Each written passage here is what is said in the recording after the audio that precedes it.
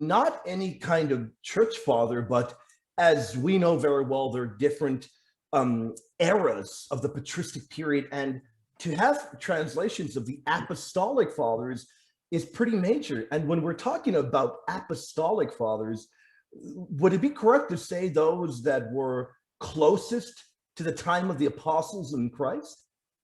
Oh, yes, definitely. Now, the term apostolic fathers goes back to the 17th century.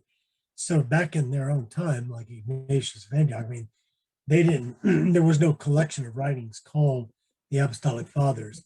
But the Apostolic Fathers are a series of writings, and it's about, a dozen or so, um, who were very, very close. For example, Clement of Rome, we have reason to believe, wrote his letter to the Corinthians in the last decade of the first century, so somewhere in the 90s. And this was around the time of the death of Saint John the Apostle. Ignatius of Antioch, certainly in the early second century, and he was supposedly the third bishop of Antioch.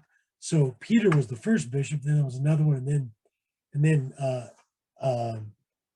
Ignatius, and so he knew he knew Saint Peter, and the 7 letters that Ignatius gives us are some beautiful statements of the faith of the early church outside the New Testament. Now, as you know, many Christians in America, rely strictly on the Bible, but we can legitimately ask, whether we're Catholic or not, and what about the early church? What other documents show us the life of the early church?